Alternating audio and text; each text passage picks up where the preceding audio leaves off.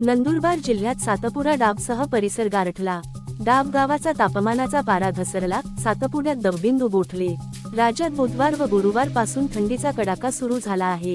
गुरुवार रोजी सातपुडा पर्वतरांगात मोलगी परिसरात वालंबा डाब या थंड हवेच्या ठिकाणी तापमानाचा पारा घसरला, तर सातपुड्याच्या अतिदुर्गम भागातील वालंबा आणि डाब परिसरात दवबिंदू गोठल्याचे चित्र निर्माण झाले। डिसेंबर महिन्यात राज्यभरात तापमानाच्या पाऱ्याने निचांद गाठत आहे। सातपुड्यातही अशीच स्थिती होती। त्यानंतर या आठवड्यात थंडी काहीशी ओसरल्याचे चित्र असतानाच पुन्हा गारठा जाणवायला लागला आहे। सातपुडा भागातील वालंबा आणि डाब शिवारात दवबिंदू गोठल्याचे दिसून आले। दरम्यान ही थंडी स्ट्रॉबेरीच्या शेतीसाठी अत्यंत पोषक असल्याने शेतकरी सुखावले आहेत।